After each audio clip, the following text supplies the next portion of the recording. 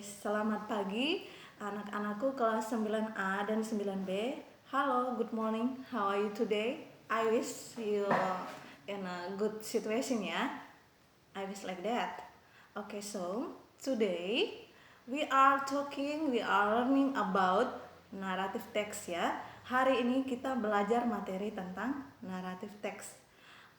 Pada buku paket kalian itu berada di paket 7 ya, chapter 7 ya.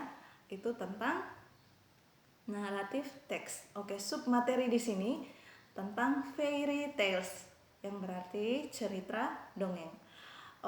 Sebelum kita memulai aktivitas pembelajaran, sebelumnya kita berdoa ya. Semoga Tuhan senantiasa memberikan kemudahan dan kelancaran untuk kita semua dan kita diperbolehkan mendapatkan ilmu. Amin. Jangan lupa selalu menjaga kesehatan dan kebersihan dan tetap semangat ya. Salam sehat, happy study ya. Kalian pasti bertanya, apa sih narrative text itu? Di sini I will show you ya. Narrative text itu adalah teks imajinatif, baik fiksi maupun non-fiksi, yang bertujuan menghibur pembacanya atau pendengarnya. Teks ini bercerita tentang cerita fiksi atau non-fiksi, dongeng, fairy tales, cerita rakyat, folk tales, mitos, legends, dan cerita tentang hewan, itu fable ya, dan etc. sebagainya, dan sebagainya, masih banyak lagi. Pada naratif teks ini, naratif teks naratif ini dia mempunyai akhiran yang bahagia, atau ada juga yang berakhir buruk atau sedih. Jadi ada happy ending, tapi ada juga yang berakhirnya sad or bad ending ya. Cerita teks naratif ini hampir sama loh dengan recount teks. Cuman bedanya kalau teks naratif itu ada masalah dan langsung juga ada penyelesaiannya.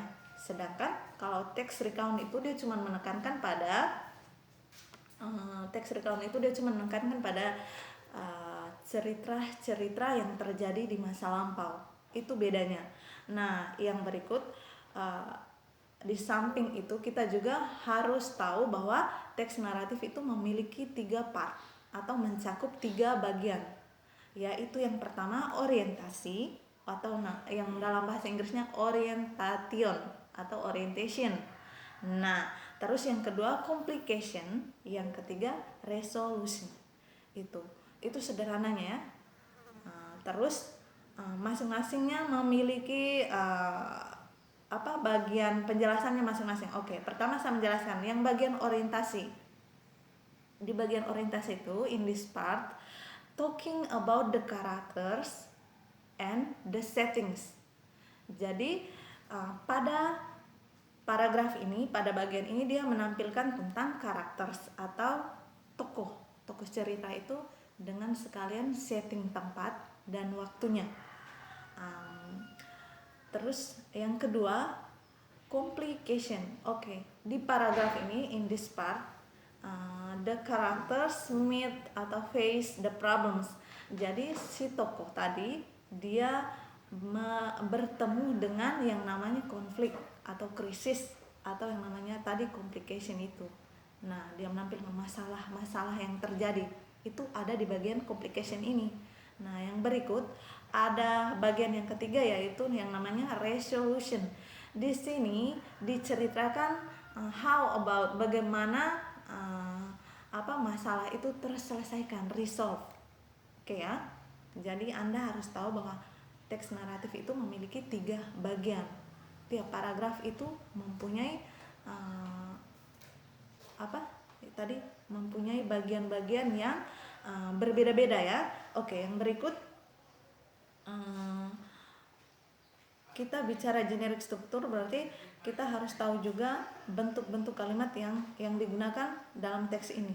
Karena ini menceritakan, biasanya orang bilang naratif teks itu diawali dengan frase a long time ago, atau once upon a time, atau one day, atau a long ago.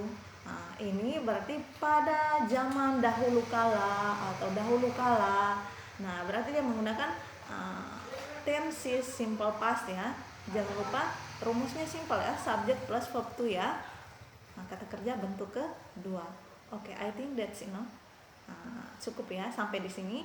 Kalian bisa melihat lebih detail lagi di bahan ajar atau materi yang sudah dikumpulkan. Oke, thank you for today. See you.